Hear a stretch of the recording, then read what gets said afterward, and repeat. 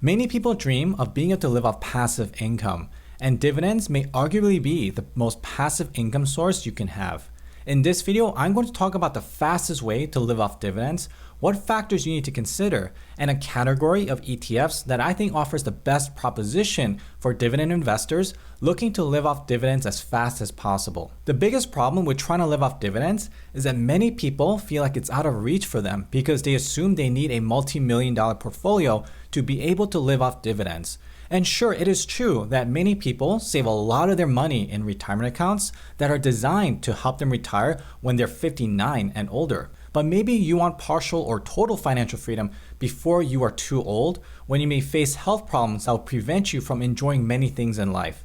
Or maybe you want the financial flexibility to be able to quit a high-paying job for something less stressful or less time-consuming. For instance, imagine the freedom you would have if you had a dividend portfolio that paid out enough dividends every month to cover your rent or mortgage. If we assume you bought a medium-priced home at $353,000, paid a 20% down payment, and took out a 30-year fixed mortgage at 3% interest, your mortgage cost would be just under $1,200 per month or $14,400 per year. So if you could build a safe and consistent dividend portfolio that pays out that much, you would essentially be able to live mortgage free. Instead of paying off the $283,000 mortgage balance in full, you get the same result with less money through dividends with the ETFs I'm going to share. Now this all sounds great, but we have to be clear that a dividend portfolio to pull off something like this has a different goal than say a retirement account, and it comes with a big trade-off.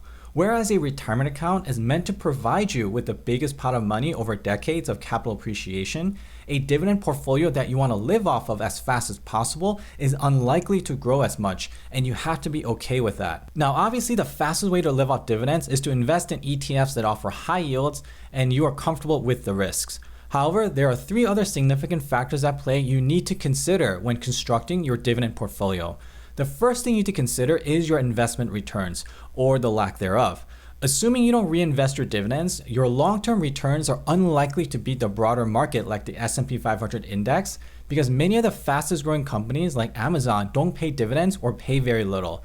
But even among dividend-paying stocks and ETFs, the historical returns vary widely. VYM, HDV, and VNQ are some of the most popular ETFs with dividend investors, and you can see that while VYM has increased more than 50% over the last 5 years, VNQ has only increased 13%, and HDV is somewhere in between. Now, I want to introduce a special ETF that is an extreme example of this. One of the highest paying dividend ETFs that has captured growing interest among dividend investors is QYLD, the Global X Nasdaq 100 Covered Call ETF. This monthly paying ETF offers a massive dividend yield of 11.7%, which is the highest I've ever come across. So if you invested $123,000 into this, it would pay $1,200 every month to cover the mortgage in our example.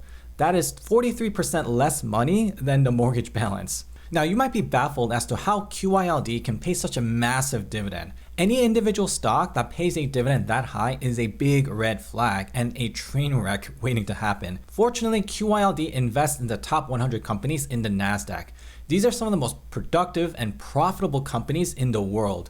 But to generate most of its dividends, it employs what is called a covered call or buy right strategy. It sells options contracts to earn premiums, which it uses to pay out the dividend. Now, if what I just said makes no sense to you, I explain covered call options and dive deep into QYLD in this video right here. I'll link it in the description so you can check it out after this video. QYLD and covered call ETFs started popping up over the last decade or so as an alternative income option to bonds, which have been a terrible source of reliable income in the low interest rate environment we're in right now.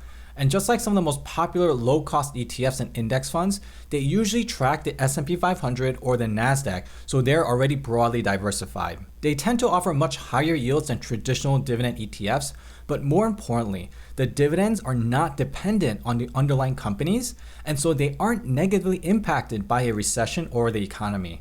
In fact, when the markets are very volatile, options premiums increase, and covered call ETFs like QYLD sometimes pay out some of the highest dividends during those months. And if you're worried about rising inflation, the dividends will grow at the rate of inflation because options contracts are bid and sold in nominal dollars like any business transaction. Now, these ETFs do have a big drawback, and QYLD illustrates an extreme example of this downside. If you look at its returns, it's down close to 11% from the inception date at the end of 2013. And this isn't accounting for inflation. So even though you could collect a massive dividend, your initial investment is unlikely to grow and you might lose some of it. And maybe you're okay with that because you really want that monthly dividend. It all depends on your goal. The ETF currently has $2.5 billion in net assets, so there are certainly investors willing to accept this trade-off. Now, the dismal return of QYLD is not representative of all covered call ETFs.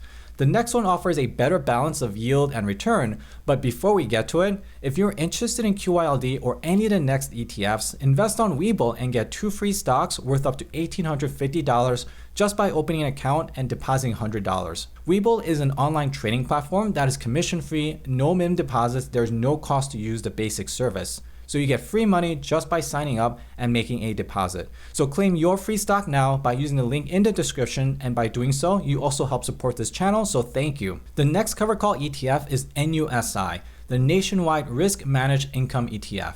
And this one improves upon QYLD, and it has to do with volatility or risk, which is factor number 2. One popular measure of risk is called beta. NUSI has a 2 and 5 year beta of 0.26, but QYLD has a higher beta, 0.7 and 0.73 respectively. Beta basically measures how much the ETF moved relative to the broader market over a period of time. An ETF that swings more than the market has a beta over 1 and less than 1 if it swings less than the market. So the lower the beta, the less volatile and risky it is. So NUSI is hands down the less riskier ETF compared to QYLD.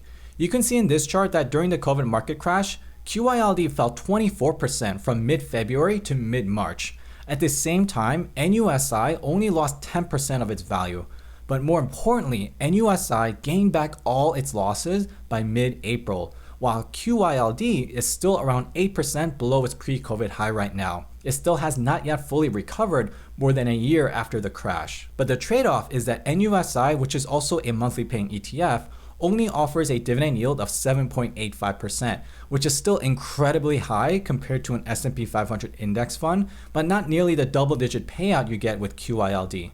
However, it might help you sleep better at night because, as the performance shows, it was designed with downside protection, so you're less likely to lose your initial investment and actually see some gains. NUSI hasn't been around very long, so its dividend history is very short, but in the 1.5 years it's been around, it has consistently paid a monthly dividend of around 15 to 18 cents per share. So based on the dividend payout, you will need to invest $183,000 in NUSI to cover a $1,200 monthly mortgage payment with the dividend payouts. And while this is not as low as QYLD, it is still $100,000 less money than paying off the mortgage in full. Just like QYLD, NUSI tracks the top 100 companies in the NASDAQ, and it sells covered call options to earn the premiums, but it takes one more step by buying put options. In the world of options trading, this mix of selling call options and buying put options on the same index is called a collar option strategy. By doing this, you limit both the gains and losses from the index, which is why NUSI is very much less volatile. But because it needs to buy put options to limit the losses, this is why it has a lower dividend than QYLD. Now, before you decide to invest in NUSI, both it and QYLD share a common downside, and that leads me to factor number 3, and that is the cost of these ETFs. NUSI has an expense ratio of 0.68%, and QYLD is not that far behind with an expense ratio of 0.6%. While the expense ratios seem tiny relative to the huge dividends they pay out, it is still a drag on your overall return, and the cost only compounds the longer you remain invested. According to Investopedia, a reasonable expense ratio for an actively managed portfolio is about 0.5 to 0.75%. So these ETFs seem reasonable. However, there's another ETF that I think offers a better deal. JEPI is the JP Morgan Equity Premium Income ETF. For what this fund offers, it only charges an expense ratio of 0.35%, which is very attractive. But there's also a few other details that makes this ETF, in my opinion, the most well-balanced ETF of the three. First, it pays a dividend yield nearly identical to NUSI. It currently offers a yield of 7.65%, which is again really high compared to what you would get with a traditional dividend ETF. and without having to invest in highly speculative companies. And it gets even better because look at this. Here's its return since its inception in May 2020.